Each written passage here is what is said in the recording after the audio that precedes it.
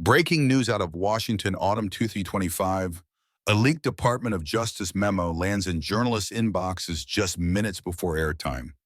The explosive revelation?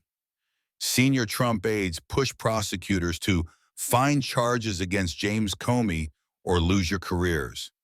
10 seconds into the debate, the headline dominates the room, and the President of the United States is already cornered. The cameras sweep the stage. Donald Trump grips his podium, face flushed, eyes darting under the lights. He opens with a roar. The Department of Justice works for the people, not for the swamp. I cleaned house. I exposed the traitors, and I'll keep doing it. No one is above the law. His voice thunders, and a pocket of applause rises from his loyalists in the crowd. But Jasmine Crockett, the Democratic Congresswoman from Texas, doesn't wait for the moderator. Her tone is razor sharp. Above the law, Mr. President, you tried to turn the Department of Justice into your personal hit squad. You pressured prosecutors to go after your enemies. And tonight the entire nation sees it. The hall gasps. Applause explodes. Reporters sprint to file their leads. Trump jabs a finger at her, shouting, "Fake news. I am the most honest president in history." His words shake the microphone, but his voice cracks, betraying strain. Crockett leans forward, unflinching. Honest?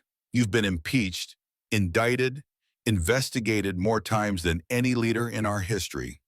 You bragged about law and order, yet you plotted a coup inside your own Justice Department. That's not honesty. It's corruption with a gold-plated stamp. The crowd detonates.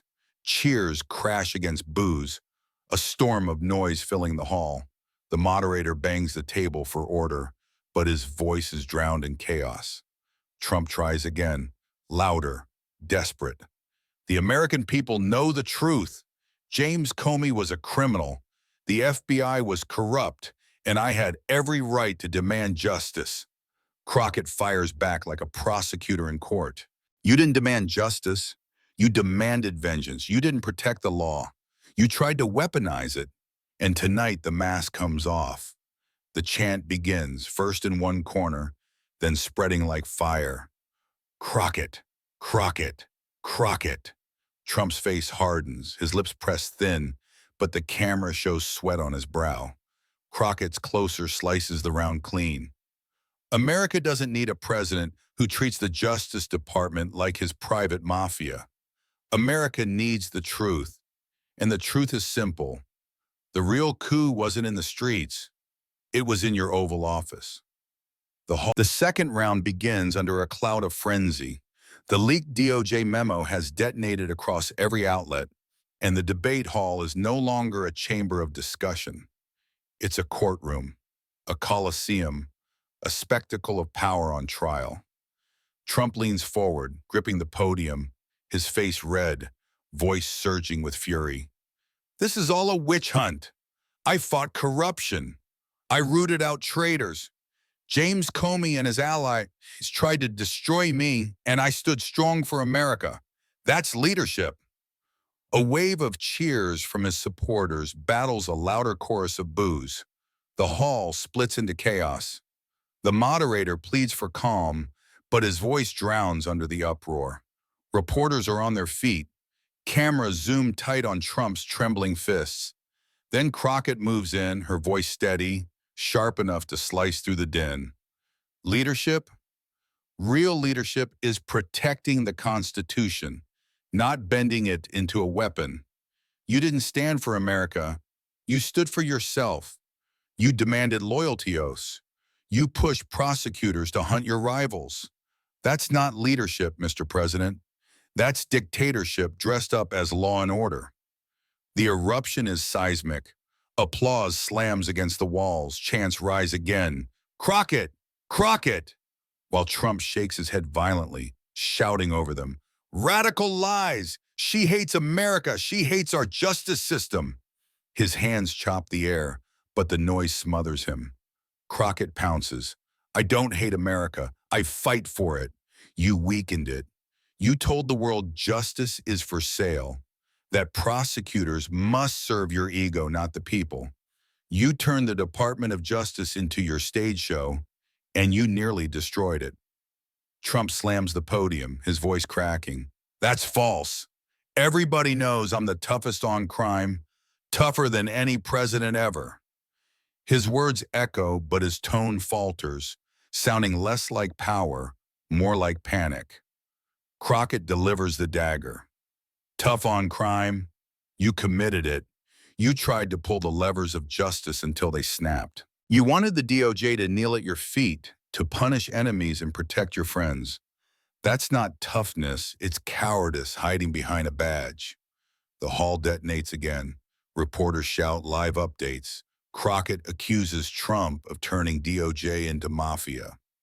Flashbulbs strobe like lightning.